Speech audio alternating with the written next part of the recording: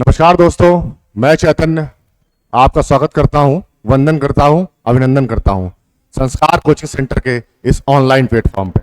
हमारी कोचिंग लखीमपुर खीरी गुरु नानक के सामने नहरिया रोड पे संचालित हो रही है, जिसमें ऑनलाइन और ऑफलाइन दोनों प्रकार के बैच चल रहे हैं। जिसमें बैच TET, super TET, C TET, SSC, SSC GD, SSC के सभी exam, UP police, UPSI, UP triple SC PET, इन सभी एग्जामों की प्रिपरेशन चल रही है। तो आप लोग आइए, विजिट करिए, डेमो लीजिए और मेंटोर्स तरीकों को सीखिए और हमारे नजरिए को देखिए। तो इसके बाद मैं आपसे कुछ चीजें कहना चाहता हूं कि दोस्तों, अगर कर्म में सच्चाई है, अगर आपके कर्म में सच्चाई है, इंटेंट आपका अच्छा है, इंटेंशन आपकी सही है, तो अगर कर्म में सच्चाई है तो कर्म कहां निष्फल होगा।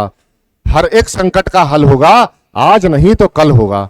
बस इसी के साथ मैं आपकी आज की क्लास जो मैं लाया हूं पीवाईक्यू पे, प्रीवियस ईयर क्वेश्चन पे, कि कैसे नजरिया रखना चाहिए एग्जाम में, क्या इंटेंशन होनी चाहिए, क्या इंटेंट होना चाहिए, क्या अप्रोच होना चाहिए, कैसे टैकल करेंगे एग्जाम में, उस चीजों को मैं आपको बताऊंगा। अपनी चीजें आपसे शेयर करूंगा, साझा करूंगा, देखते रहिए और हर एक चीज क्लियर करा दूंगा। तरीका मेंटोर्स बताऊंगा, कॉन्सेप्ट को किल कर दूंगा, कॉन्सेप्ट किलर हूं मैं।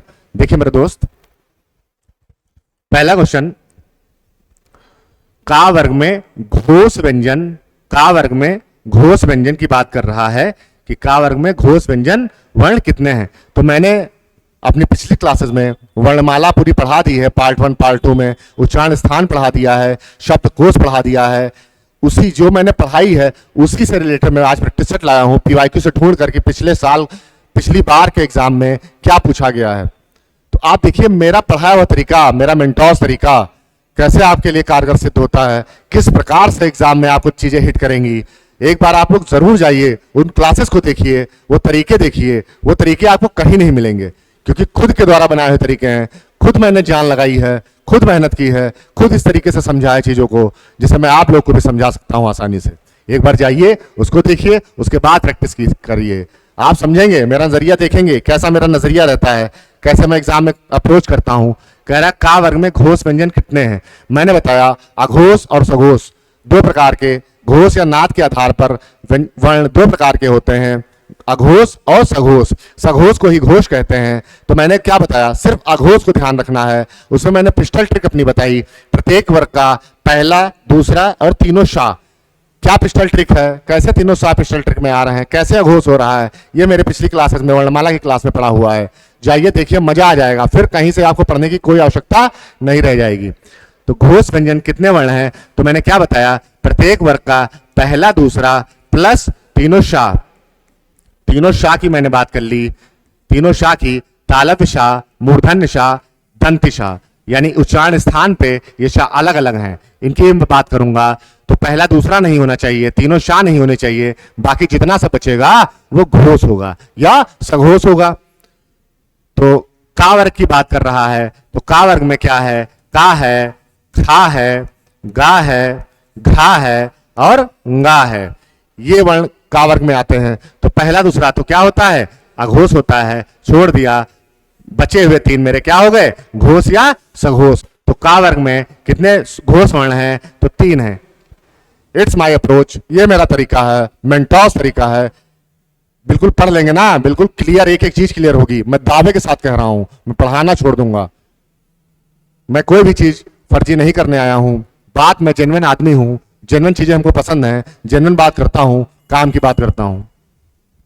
आगे क्वेश्चन में देखता हूं, आगे क्या क्वेश्चन है इसमें। आगे क्वेश्चन की बात की गई है, इनमें से कौन सा वर्ण अघोष और महाप्राण, दो कंडीशन लगा दी हैं, अघोष भी होना चाहिए, महाप्राण भी होना चाहिए, यानी प्रत्येक वर्ग का पहला, दूसरा ये क्या होता है, अघोष होता है। देखते रहिएगा मेरे भाई, कैसे टैकल करता मैं एग्जाम में, ये अघोष होता है। और तीनों शाह भी, शाह, शाह और शाह, ये भी अघोष होता है। और महाप्राण की मैंने बात की, प्रत्येक वर्ग का पहला, तीसरा, पांचवा, अल्पप्राण, अंतस्थ और सभी स्वर, ये क्या है, ये क्या है, अल्पप्राण। बाकी जितना बचा वो महाप्राण है, यानी महाप्राण में क्या है, दूसरा और चौथा, प्रत्येक वर्ग का दूसरा और चौथा, यानी दोनों में अघोष भी हो और महाप्राण भी हो। इस प्रकार से कैसे टैकल में करूंगा, देखते रहिएगा। यानी दो ये कॉमन मिल रहा है, यानी किसी भी वर्ग का अगर दूसरा हमको मिल रहा होगा, क्या दूसरा वर्ण मिल रहा होगा, तो क्या हो जाएगा, वो अघोष भी हो जाएगा और महाप्राण भी हो जाएगा। तो झा है, चा छा जा झा चौथा वर्ण है। पहली बात तो ये घोष ही नहीं है, ये घोष है लेकिन पहला है, अल प्राण है। ये घोष है, अघोष है लेकिन पहला है तो अल प्राण है। ये दूसरा वर्ण है, ये घोष भी है और महाप्राण भी है। तो कौन सा ऑप्शन सही होगा, खा इसमें सही है। विगत वर्षों में पूछे गए क्वेश्चन है, यही नजरिया मेरे हर टॉपिक में रहेगा। हर टॉपिक को क्लियर करा दूंगा, एक एक चीज क्लियर करा दूंगा। जुड़े रहिए मेरे साथ, देखते रहिए। पढ़ा आपने बहुत जगह से होगा, मैं भी जान रहा हूं, लेकिन जो मुझसे पढ़ेगा वो जहां से पढ़ के आया है उसको भी पढ़ा देगा। बस इससे ज्यादा मैं आपसे कुछ नहीं कहूंगा। आगे मैं बात करता हूं, आगे क्या क्वेश्चन है। आगे क्वेश्चन है, चा वर्ग में महाप्राण व्यंजन कितने हैं। मैंने क्या बताया कि प्रत्येक वर्ग का दूसरा और चौथा महाप्राण होता है। तो कोई भी वर्ग हो, कोई भी वर्ग हो, उसमें क्या होंगे, सिर्फ दो ही ऐसे वर्ण हैं, यानी दूसरा और चौथा, जो क्या हो जाएंगे, महाप्राण हो जाएंगे। क्या हो जाएंगे, महाप्राण हो जाएंगे। यानी चा वर्ग की बात करता हूं तो चा है, छा है, जा है, झा है और या है। तो दूसरा और चौथा ये दोनों मेरे महाप्राण है। तो किसी भी वर्ग में सिर्फ दो व्यंजन, दो वर्ण ऐसे होते हैं जो क्या है, महाप्राण। लगा के निकल लिया आगे। फिर मैंने क्या बात की, आगे बात करता हूं, कौन सा तालव्य वर्ण नहीं है। नजरों का धोखा पेपर में होता है, बहुत जल्दी जल्दी क्वेश्चन पढ़ते हैं। इसको कहते हैं रिवर्स इंजीनियरिंग। पढ़ाई के भी मेथड हैं, किस प्रकार से पढ़ी जाए चीजें, कि चीजें हम टैकल कर पाए। इन सब चीजों पे आपसे धीरे धीरे मैं बात करता रहूंगा विगत क्लासेस में। उसमें एक होता है नजर का धोखा। जब हम लोग तैयारी करते हैं तो दिमाग अपने आप शब्दों को क्रिएट करने लगता है। कहीं मैं कुछ पढ़ लेता हूं, लिखा कुछ होता है, तो ये क्या करता है, ये दिमाग में जो चीज फीड होती है तो उसी को कहता हूं रिवर्स इंजीनियरिंग में कहता हूं। यही चीजें मैंने किताबों में पढ़ी हैं, मनोविज्ञान में पढ़ी हैं। तो इसमें वर्ण नहीं है। ये बहुत लोग देखते हैं ऐसा और लिख देते हैं है, गलत करके चले आते हैं। लेकिन क्वेश्चन को बहुत ध्यान से पढ़ना है। देखिए, गलत जो क्वेश्चन कठिन होगा वो सभी के लिए कठिन होगा, कम लोग ही सही करेंगे उसको। लेकिन जो सरल है, अगर उसमें आपकी गलती नहीं होगी तभी सिलेक्शन के चांसेस हैं, वरना सिलेक्शन से बहुत दूर कोसों चले जाएंगे। तो कौन सा तालव्य वर्ण नहीं है। तो तालव्य वर्ण की मैंने क्या बात की थी, ये भी मैंने पढ़ाया उच्चारण स्थान KTMDO। KTMDO मैंने बात की थी। ये टी से क्या है, तालु है, यानी तालव्य की बात की थी। कचोटता प्यार की बात की थी। का वर्ग, चा वर्ग की बात की थी, यानी चा वर्ग में जो भी आ रहे हैं वो तालव्य होंगे। और या और शा, यस को किसी तालु के नीचे नहीं आने देना है। और स्वर की बात क्या है, छोटी और बड़ी, ये सब मेरे तालु के अंतर्गत आते थे। चा वर्ग के सारे या और शा, ई और बड़ी, ये मैंने क्या बताया था, इसका भी मैंने बहुत बेहतरीन तरीका बताया उच्चारण स्थान का। कहीं से दोबारा पढ़ने की आवश्यकता नहीं होगी। इसी प्लेलिस्ट में आप जाएंगे, देखेंगे जाके, एक एक क्लास पढ़ी हुई है। अभी तक मैंने जितना पढ़ाया है उसी से मैं प्रैक्टिस सेट भी लेकर आया हूँ। पिछले एग्जामों में जो पूछे गए हैं, पूछे जाने की संभावनाएं हैं, ठीक है। तो आप लोग जाएं, एक बार वहां से देखें और चीजों को क्लियर करें। नहीं की बात कर रहा है तो शा तो है, ये नहीं होगा। चा वर्ग में इया आता है, ये भी नहीं होगा। चा भी नहीं होगा। ये वाला शा है तालव्य, और ये शा क्या है, दंत शा। मैंने बताया। तो ये वाला शा ऐसा है जो क्या नहीं है, तालव्य वर्ण नहीं है। यहां तक मैंने बात की। आगे मैं फिर बात करता हूं आपसे कि संयुक्त व्यंजन का उदाहरण कौन सा है। तो मैंने संयुक्त व्यंजन मैंने बताए थे, 4 संयुक्त व्यंजन होते हैं। कौन कौन से संयुक्त व्यंजन है, छा है, त्रा है, श्रा है और ज्ञा है। इसको ज्ञा बोलते हैं। छा किससे मिलकर बना है, देखते रहो मेरे भाई। जो छा है ये का और आधे शा से मिलकर बना है, ठीक है। त्रा है जो ये ता और रा से मिलकर बना है। श्रा है जो वो शा और रा से मिलकर बना है। जो ज्ञा है वो जा और इया से मिलकर बना है। यानी संयुक्त व्यंजन वह व्यंजन है जिनको एक ही स्वर के सहारे बोला जा रहा हो, एक ही स्वर के सहारे बोला जा रहा हो। कैसे, जैसे छा है, का और शा से मिलकर बना है। शा में आ जुड़ा हुआ है, एक ही स्वर जुड़ा हुआ है। व्यंजनों को बिना स्वर की सहायता से नहीं बोला जा सकता, इसलिए क्या है, संयुक्त है। ये भी संयुक्त है, ये भी संयुक्त है और ये भी संयुक्त व्यंजन है। इसमें से कौन सा है ज्ञा वर्ण ऐसा है जो संयुक्त व्यंजन है। यहां से मेरा एक क्वेश्चन याद आ गया जो मेरा यूपीएसआई में गलत हुआ था, उसी को मैं कहूंगा ये नजरों का धोखा होता है। क्या क्वेश्चन था, मैंने पहले भी बात की है, मेरे दोस्तों, ये जानना जरूरी है कि गलतियां कहां पे होती है। पूछा गया था संयुक्त वर्ण की संख्या पूछी गई थी। और मेरे दोस्त, मैंने जब वर्णमाला पढ़ाई है तो मैंने बताया है कि वर्ण में स्वर भी आते हैं। स्वर और व्यंजनों का जो क्रमबद्ध तरीका है, जो क्रमबद्ध तरीके से लिखा गया है स्वर और व्यंजनों को, उसको वर्णमाला कहा गया है। यानी स्वर और व्यंजन दोनों आएंगे। फिर मैंने क्या बात की थी, स्वर की बात की थी। 4 संयुक्त स्वर हैं और 4 संयुक्त व्यंजन हैं। 4 संयुक्त स्वर कौन कौन से हैं? ए है, आए है, ओ है और औ है। हर चीज क्लियर करा दूंगा, हर चीज का रिवीजन होता चलेगा मेरे भाई। फिर मैंने व्यंजन की बात की है, छा है, त्रा है, ज्ञा है और श्रा है। ये क्या है? ये 4 स्वर हैं, 4 व्यंजन है, संयुक्त हैं, यानी टोटल मिला के 8 इनकी संख्या होगी। कितनी होगी? 8 संख्या होगी। जब भी वर्ण की बात पूछेगा, संयुक्त स्वर की बात पूछेगा 4, संयुक्त व्यंजन की बात पूछेगा तो 4। यहीं पे मेरा गलत हुआ था। मैंने वर्ण पढ़ाया, प्रैक्टिस सेट में भी मैं करता था तो वहां सिर्फ यही आता था कि संयुक्त स्वर कितना है, संयुक्त व्यंजन कितना है। यानी ये मेरे दिमाग ने एक चीज छाप ली और चेतन मन में मेरे एक चीज छप गई कि स्वर पूछ रहा है या व्यंजन पूछ रहा है, तो मैं यहाँ पे 4 लगा के आया था। जो चीज है मैं उसको स्वीकार करता हूँ, ठीक है। मैं भी इंसान हूं, आप भी इंसान हैं, तो गलतियां बिल्कुल होती हैं। ये गलती मुझसे हुई। क्यों? क्योंकि नजरों का धोखा, इसी को कहते हैं नजरों का धोखा। इसीलिए मैं कहता हूं कि नजरिया मेरा, नजर आपकी। मैं नजरिया ऐसा दिखा दूंगा, हर चीज शीशे की तरह साफ कर दूंगा, हर चीज की स्ट्रेट क्लियर कर दूंगा।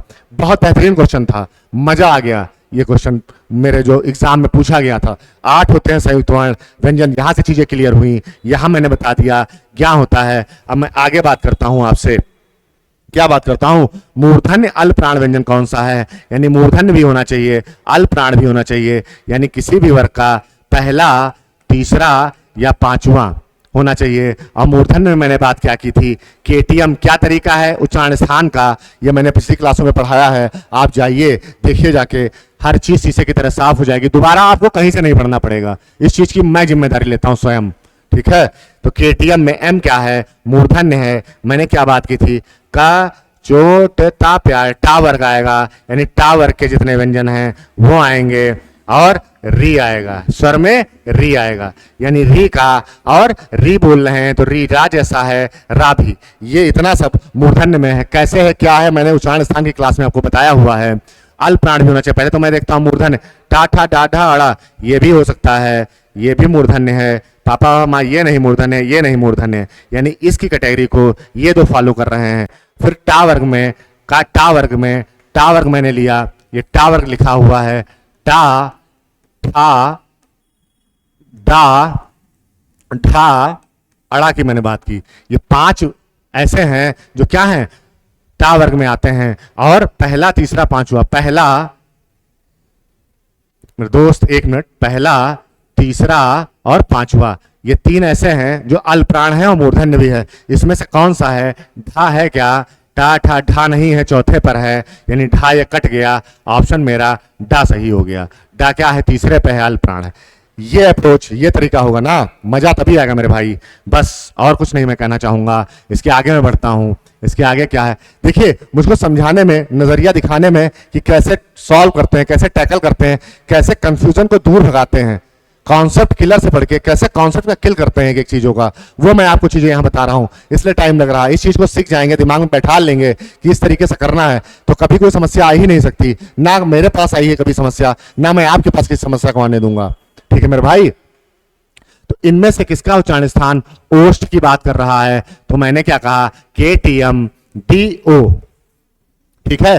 फिर मैंने कहा, क्या मैंने कैसे तरीका बताया उच्चारण स्थान का? क्लास में देखिए, का चोटता प्यार, कचोटता प्यार, तो पा वर्ग जितना आएगा ये ओष्ठ से बोला जाएगा। कंठ, ताल, मूर्धा, दंत, ओष्ठ, तो पा वर्ग का कोई व्यंजन आ रहा है, ये पा ही वर्ग आ रहा है, ये ओष्ठ है। बस खत्म।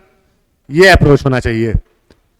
छा वर्ण किसके योग से बना है? जब इस प्रकार का क्वेश्चन आता है, इस प्रकार का क्वेश्चन आता है तो गलत होने के चांसेस ज्यादा रहते हैं। पहला ऑप्शन का होगा, फिर शाह होगा। यहाँ पे तो बहुत सीधा सीधा पूछ लिया गया है। जब कठिन बनाएगा ये पहला होगा, दूसरा ये होगा, का होगा कि शाह होगा हलंत, फिर तीसरे पे देगा तुमको कि का हलंत है कि शाह है। इस प्रकार के ऑप्शन जब देगा ना सब, तब आप लोग ऐंठे ऐंठे घूमेंगे। कैसे घूमेंगे? ऐंठे ऐंठे, पता नहीं चलेगा। इसलिए जब भी चीज को पढ़िए उसका क्लियर कॉन्सेप्ट कट करिए। ये छा जो है कक्षा यानी इसके संयोग से बना है। पहला वाला का जो होगा वो क्या है? हलंत वाला है। शाह दूसरा पूरा है। हमेशा मैंने इसके बारे में बताया है क्लास में, वर्णमाला की क्लास में बताया है कैसे होगा, क्यों होगा, कैसे जानेंगे, ये सब मैंने क्लासेस में क्लियर कर रखा है। पढ़ लीजिएगा, मजा आ जाएगा मेरे दोस्त। तरीके ऐसे है ना कि कहीं नहीं पढ़े होंगे आपको। फिर बात करता है छा ध्वनि का उच्चारण स्थान कौन सा है? तो मैंने क्या बात की है? KTMDO। फिर मैंने बात की है का, चा, टा, ता और पा। तो कह रहा छा यानी चा वर्ग में छा आता है। चा छा जा झाइया, ये टी है, टी से तालु है, टी से तालु है तो तालव्य। देखिए ये अप्रोच होगा, कहीं कंफ्यूजन नहीं, कंफ्यूजन दूर, और आप लोग इस तरीके से करते चले जाएंगे।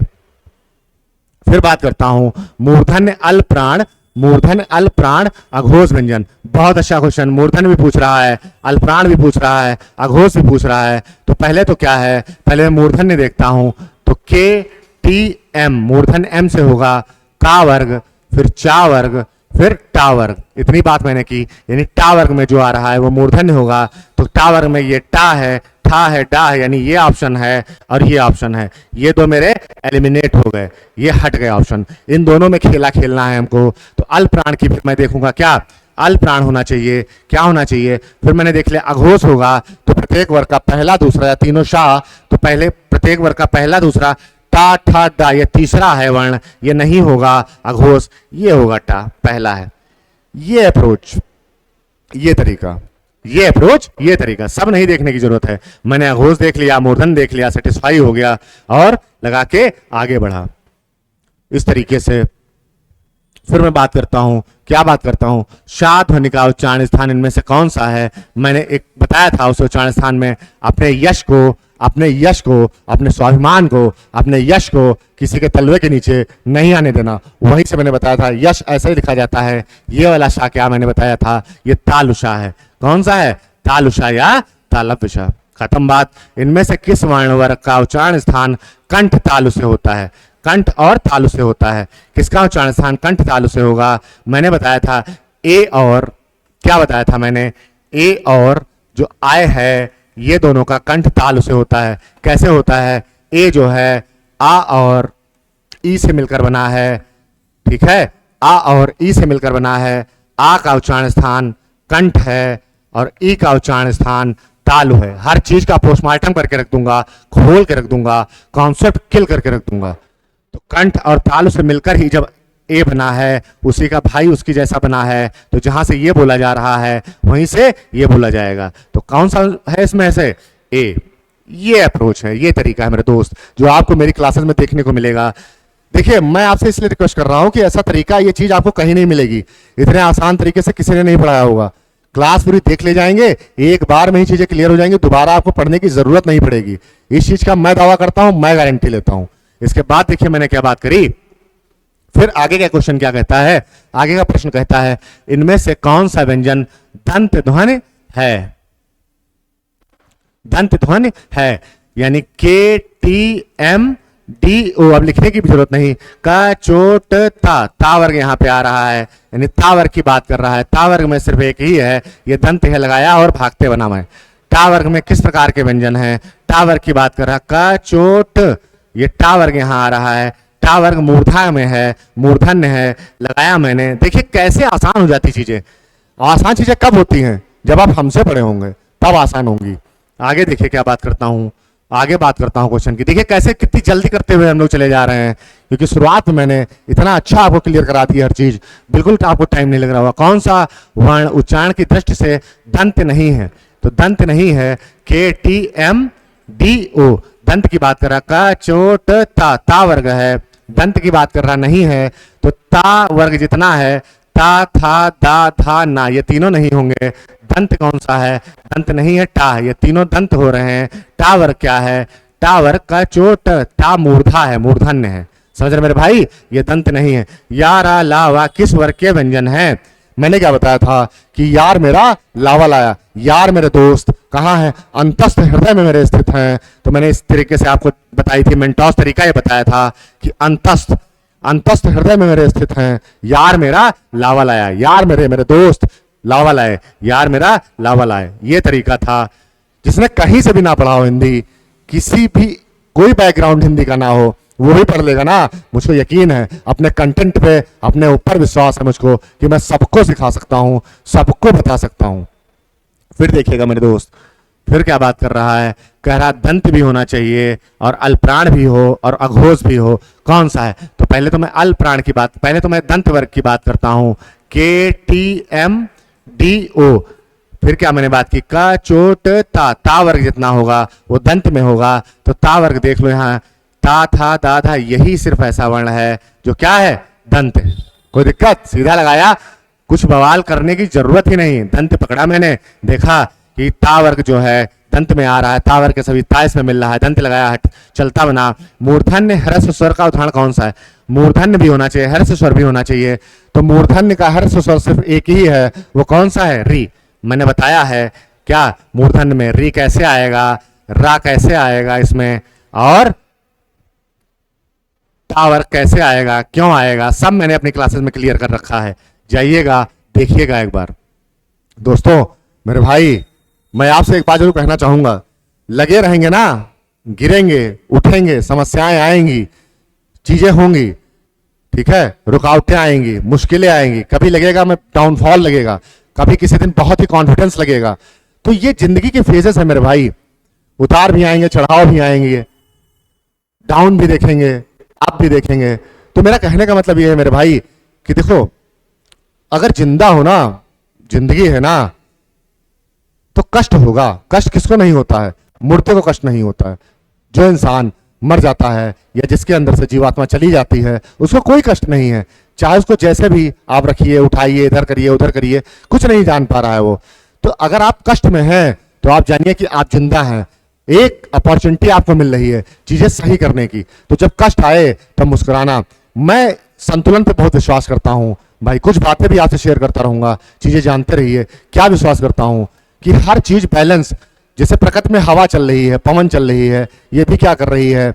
उच्च दाब से निम्न दाब की ओर चल रही है, निम्न दाब की ओर आकर उच्च दाब से निम्न दाब की ओर आके बैलेंस का काम कर रही है। पार्थिव विकिरण हो रहा है, सौर विकिरण हो रहा है, ऊष्मा आके वापस जा रही है, सागर धाराएं चल रही हैं, गर्म जल धाराएं, ठंडी जल धाराएं क्यों चल रही हैं? सारा काम संतुलन का है। जितनी चीज लाभ है उतना ही हानि है। तो जीवन में दोस्तों क्या है?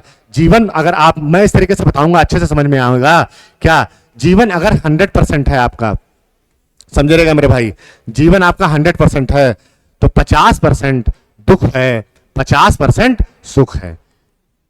ये है मेरे भाई जीवन की रियलिटी कि 50% दुख होगा, 50% सुख होगा। ऐसा होगा कि दुख ही दुख मिलता जा रहा है, दुख ही दुख मिलता जा रहा है, दुख ही दुख मिलता जा रहा है। आप लोग ये सोच रहे हैं कि मेरे जीवन में क्या कोई सुख नहीं है? वो इतना सुखी है, वो इतना ऐसे कर रहा है, वो ऐसे कर रहा है, और मेरे जीवन में कोई सुख नहीं। नहीं मेरे दोस्त, वो जब 50% का दायरा पार हो जाएगा तब सुख मिलेगा।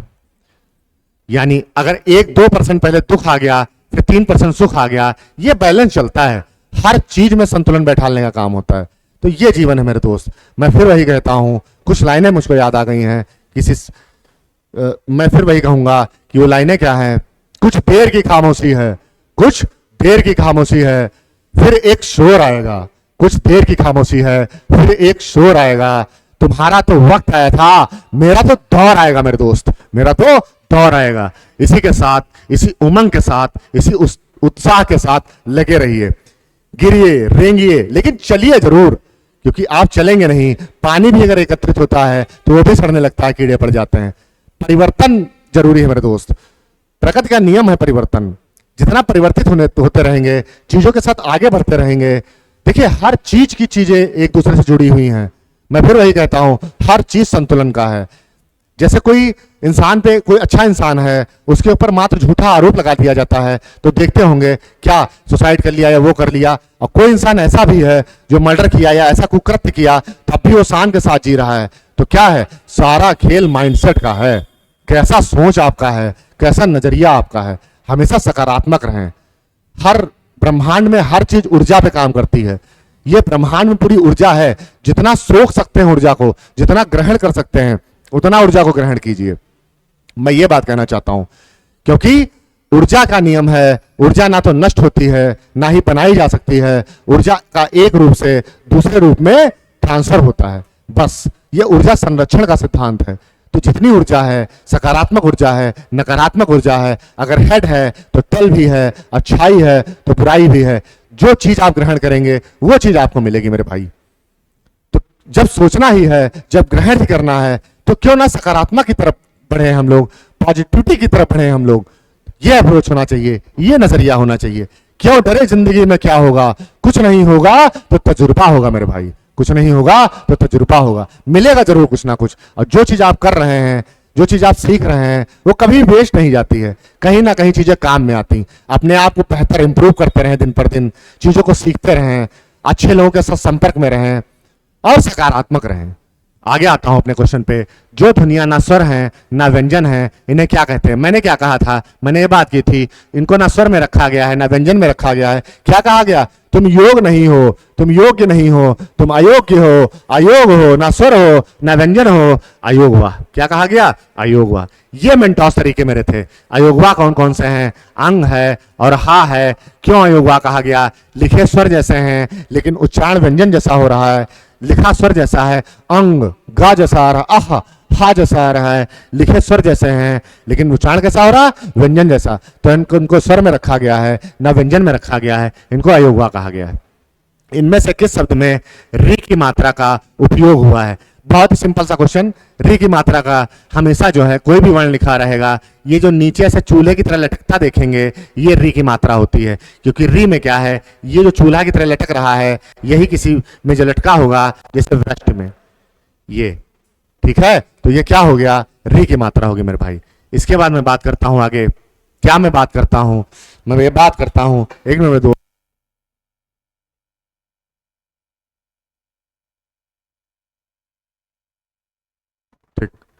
फिर मैंने क्या बात की, इनमें से संवृत स्वर कौन सा है? मैंने इसका भी तरीका बताया है। संवृत मतलब सभी आए, ई आए और उ आए, ई आए और उ आए, ये क्या हो गया? संवृत।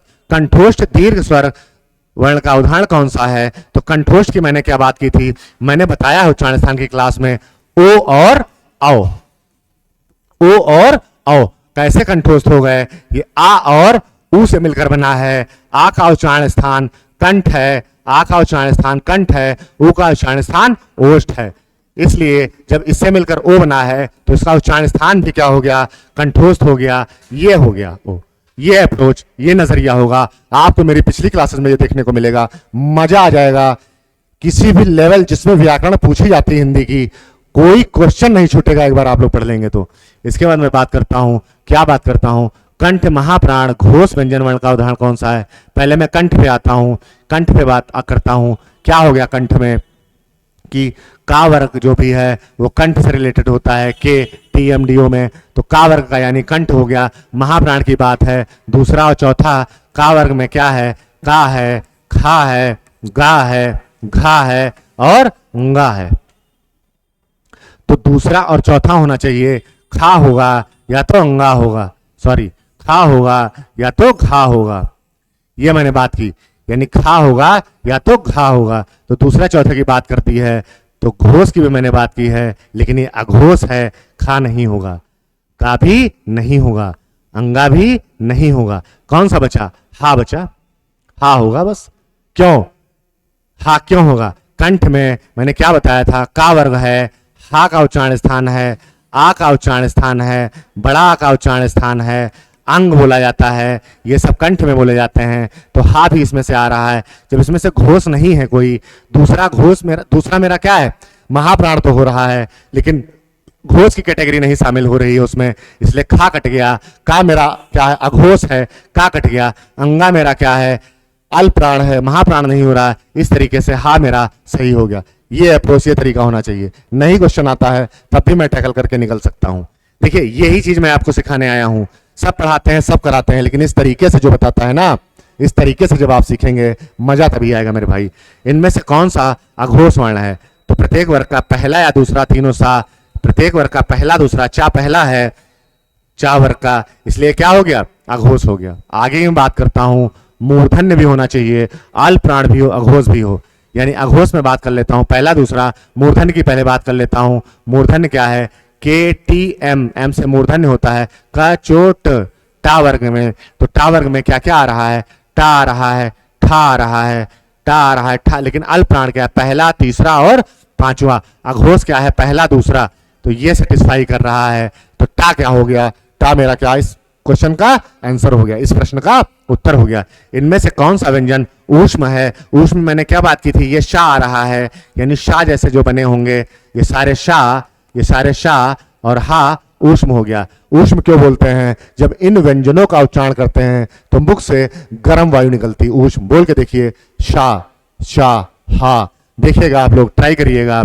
इनको क्या कहा? ऊष्म। ये ऊष्म मेरा हो गया।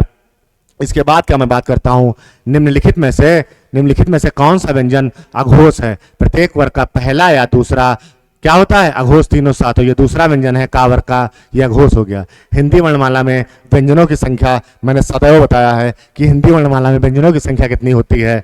33 व्यंजनों की संख्या होती है। स्वरों की संख्या कितनी है? 11 स्वरों की संख्या है। और एक केंद्रीय हिंदी निदेशालय द्वारा एक इस वर्ण को मान्यता दे दी गई है। ये वर्ण जुड़ने के बाद अब टोटल वर्ण पहले 52 थे, लेकिन अब कितने टोटल वर्ण हो गए? 53 टोटल वर्ण हैं, 11 स्वर हैं और 33 व्यंजन है मेरे भाई, 33 व्यंजन है। आगे मैं बात करता हूं, क्या बात करता हूं? कंठ भी होना चाहिए, अल्पप्राण भी होना चाहिए। तो का वर्ग क्या है? कंठ है। का वर्ग में कंठ है। तो मैं बात करता हूं के यानी कंठ से का वर्ग की बात करता हूं। का में क्या हो गया? का, खा, गा, घा और अंगा। का, खा, गा, घा और अंगा, ये क्या हो गया? का वर्ग मेरा हो गया। तो कंठ भी होना चाहिए, अल्पप्राण भी होना चाहिए, यानी या तो ये हो या तो ये हो। क्यों? क्योंकि प्रत्येक वर्ग का पहला दूसरा, पिस्टल निकाली मैंने, पिस्टल ट्रिक, प्रत्येक वर्ग का पहला दूसरा, तीनों शाह। तो प्रत्येक वर्ग का का, खा, का, खा, का, खा नहीं, ऑप्शन गलत है इसमें, ये सारे ऑप्शन गलत हैं, प्रिंटिंग में मिस्टेक हो गई है। या तो का इसका ऑप्शन सही होगा या तो खा सही होगा मेरे भाई, का सही होगा या तो खा सही होगा। देखिए जब इस तरीके से अप्रोच होगा तो आप चीज़ों को पकड़ सकते हैं, बहुत अच्छे से टैकल कर सकते हैं। इसके बाद क्या है? जिस स्वर के उच्चारण में 2 मात्राएं लगी होती हैं, एक मात्रा का समय लगे ह्रस्व स्वर, लघु स्वर या मूल स्वर, 2 मात्राओं का समय लगे गुरु स्वर या दीर्घ स्वर। गुरु को ही दीर्घ कहा गया है, तो गुरु स्वर क्या कहा जाएगा? गुरु स्वर कहा जाएगा। कोई दिक्कत? कोई दिक्कत नहीं मेरे भाई। फिर आगे मैं बात करता हूं, स्पर्श वर्णों की संख्या कितनी है? स्पर्श वर्ण मैंने क्या बताए थे कि ये जो का वर्ग से का वर्ग, चा वर्ग, टा वर्ग, ता वर्ग और पा वर्ग, प्रत्येक वर्ग में ये 5 वर्ग हैं। प्रत्येक वर्ग में 5-5 व्यंजन हैं। प्रत्येक वर्ग में 5-5 व्यंजन हैं, तो 5 वर्ग हैं। प्रत्येक वर्ग में 5-5 व्यंजन हैं, तो कितने टोटल हो गए? 25। कितनी संख्या हो गई? 25। इनको स्पर्श व्यंजन भी कहा गया है, इनको उदित व्यंजन भी कहा गया है। क्या कहा गया? स्पर्श व्यंजन, उदित व्यंजन, ये इन्हीं के नाम है, ये इन्हीं के नाम है स्पर्श वर्णों। कितने हो गए? 25 मेरे भाई। हर चीज क्लियर कराया हूँ, क्लासेस में क्लियर कराया हूँ, देखना जाके वर्णमाला की क्लास में, मजा आ जाएगा मेरे भाई, बिल्कुल धुआं धुआं कर देंगे। इनमें से किसके बिना कोई व्यंजन उच्चरित नहीं होता है? मैंने क्या बात की? क्या अनुस्वार के बिना नहीं, उपसर्ग के बिना नहीं, विसर्ग के बिना नहीं, स्वर के बिना। अगर स्वर नहीं है तो व्यंजन उच्चरित नहीं हो सकता। जैसे उदाहरण के लिए मैं बताता हूं, का मैंने कहा, का बोला तो का बोलिए आप लोग, का व्यंजन है, का बोल रहे हैं तो आ इसके साथ चिपका हुआ है, यानी स्वर इसके साथ चिपका हुआ है। स्वर को ऐसे अलग करने पर क्या बन रहा है? का बन रहा है। यानी जब तक स्वर की सहायता नहीं लेंगे तब तक व्यंजन नहीं बोला जा सकता। कोई व्यंजन बोले चा आ निकल रहा है, झा आ निकल रहा है, इस प्रकार से जितने भी व्यंजन हैं उसमें किसकी सहायता लेनी पड़ेगी? स्वर की सहायता लेनी पड़ेगी। कोई दिक्कत नहीं मेरे भाई, कोई दिक्कत नहीं होगी। यहाँ तक आप लोग को, आपका भाई आपके साथ है, वास्तव में कोई दिक्कत नहीं होगी। मेरे ऊपर विश्वास करिए आप लोग, सच बता रहा हूँ मेरे भाई, जिस तरीके से मैंने पढ़ाया है उस तरीके से पढ़ाऊंगा, कंफ्यूजन कोई नहीं रह जाएगी। कहीं से भी जिसने ना पढ़ा हो कभी, वो भी एक बार देखेगा, मजा आ जाएगा मेरे दोस्त। मुझको विश्वास है अपने कंटेंट पे, अपने तरीके में विश्वास है। आगे क्या बात करता हूं, आगे बात करता हूं प्रयत्न के आधार पर ला किस प्रकार का वर्ण है, इसकी भी मैंने बात की है, पार्श्विक है। किस प्रकार का है, पार्श्विक। ला, जब ला बोलेंगे तो आपकी जीवा मूर्धा से टकराएगी, तालु से ऊपर टकराएगी और साइड से पार्श्व भाग से क्या निकलेगी, वायु निकलेगी। ला बोल कर देखिए तो पार्श्व भाग से वायु निकल रही है, तो पार्श्विक हो रहा है। ये कॉन्सेप्ट, ये तरीका है, ये मेंटॉस तरीका है, ये नजरिया है। इस तरीके से देखेंगे आप लोग। इसके बाद क्या बात करता हूं, इनमें से कौन सा उच्चारण स्थान कंठ है। मैंने कंठ की क्या बात की, कचोटता प्यार बात किया, KTMDO बात किया। का ही वर्ग में जो आते हैं वो कंठ है। का वर्ग का ये यहाँ पे हमको मिल गया, ये कंठ हो गया। इसको लगा के आगे बढ़ा मेरे भाई।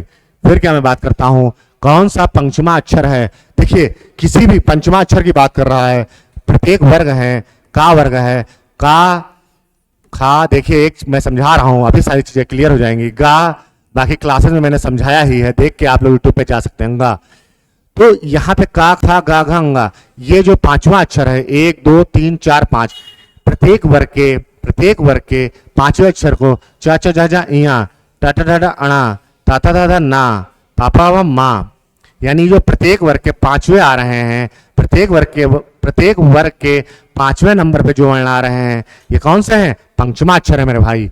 तो कौन सा पंचमा अक्षर है, माँ इसमें पंचमा अक्षर है। बहुत सिंपल, बहुत सरल, बहुत नाजुक सी चीज पूछी गई है, आराम से बता सकते हैं। हिंदी में मूलतः वर्णों की संख्या कितनी है, तो अब कितने हो गए हैं, 53। पहले कितने थे, 52, लेकिन अब कितने हैं, 53 है मेरे भाई। 53 पर टिक करेंगे मेरे दोस्त। फिर बात करता हूं, फिर क्या बात करता हूं, अनुनासिक स्वरों का उच्चारण स्थान कौन सा है। तो अनुनासिक की जब भी बात की जाएगी तो नाक और मुंह, नाक और मुंह क्या होगा, नाक और मुंह। अनुनासिक वर्ण क्या होंगे, नाक और मुंह से बोले जाएंगे। कैसे मैं बात करता हूं, नाक और मुंह, ये पूछा गया है क्वेश्चन। अनुनासिक यानी नासिक से पहले अनु, अनु मतलब पहले, नाक से पहले मुंह आ रहा है तो अनु मतलब पहले, तो नासिक, अनुनासिक, नाक और मुंह दोनों से बोले जाएंगे। इसके बाद मैं बात करता हूं, क्या मैं बात करता हूं, ये जो अंग है ये नासिका से बोला जाता है, नासिक की हो गया, और जो आह हो गया वो अनुनासिक हो गया। फिर किसका उच्चारण स्थान दंत है, तो मैंने दंत की क्या बात की थी, KTMDO। तो का चोट ता वर्ग का कोई भी अगर वर्ण होगा वो दंत से बोला जाएगा। तो ता वर्ग में ता ता ता ना, ये ना है, इसका उच्चारण स्थान क्या हो गया, दंत हो गया मेरे दोस्त। फिर क्या मैंने बात की कि इसमें से री क्या है, री क्या है, व्यंजन है, नहीं मेरे दोस्त। संयुक्त व्यंजन है, नहीं मेरे दोस्त। दोनों है क्या, नहीं मेरे दोस्त। री स्वर है, क्या है, स्वर है। ये सारे क्वेश्चन देखिए, पेपर का पैटर्न कैसा होता है, इजी क्वेश्चन भी रखे जाते हैं, मॉडरेट क्वेश्चन भी रखे जाते हैं, और हार्ड भी रखे जाते हैं। पेपर का स्तर देखिए, सब वही पढ़ना है, सब वही व्याकरण है, सब वही ग्रामर है। बस क्या होता है, पेपर के हिसाब से लेवल ऑफ डिफिकल्टी बढ़ती जाती है। जैसे स्तर का पेपर होगा उसकी वैसे लेवल ऑफ डिफिकल्टी होगी। तो हर चीज पूछी जाती है, सरल भी पूछा जाएगा, मॉडरेट भी पूछा जाएगा, और कठिन भी पूछा जाएगा। हिंदी शब्दकोश में छा का क्रम किस वर्ण के बाद आता है, तो हिंदी कोश में पूछ रहा छा का क्रम किसके बाद आता है। मैंने शब्दकोश की क्लास ली है, उसमें मैंने बताया है, का बताया है, का के बाद मैंने बताया है छा आता है। क्यों आता है, क्योंकि जो छा है वो का धन शा से मिलकर बना है, यानी का ही रूप से है, शा से मिलने के बाद बन रहा है, इसलिए का के बाद। क्यों आ रहा है, कैसे आ रहा है, सब कुछ मैंने क्लास में क्लियर कर रखा है। जाइए आप लोग एक बार विजिट कीजिएगा, यानी का इसमें क्लास को देखिएगा, मजा आ जाएगा। और ये बताइएगा कि अप्रोच आपको, मेरा तरीका कैसा लगता है, कैसा नजरिया मेरा लगता है, कि कैसा मेंटॉस तरीका मेरा है, आप लोगों को कैसा समझ में आ रहा है। आप लोग बताएंगे, कमेंट करेंगे, लाइक करेंगे, शेयर करेंगे और प्यार देंगे। अगर अच्छा लग रहा है चीजें, आपको लग रहा है कि हाँ मैं कुछ सीखने को पा रहा हूँ, या धूल मेरी साफ हो रही है, चीजें शीशे की तरह साफ हो रही हैं, तो आप लोग लाइक कमेंट करेंगे और कमेंट करके हमको जरूर बताएंगे। इससे हमको संबल मिलता है और अच्छा करने की प्रेरणा मिलती है, और भी अच्छा करेंगे आप लोगों के लिए। हर चीज आसान कर दूंगा जब आपके साथ कॉन्सेप्ट क्लियर, आपके साथ आपका भाई है, उसका मेंटॉस तरीका आपके साथ है, रामबाण तरीका है, ब्रह्मास्त्र है ये। बस आज की क्लास का इसी के साथ समापन करता हूं। धन्यवाद मेरे भाइयों, जय हिंद।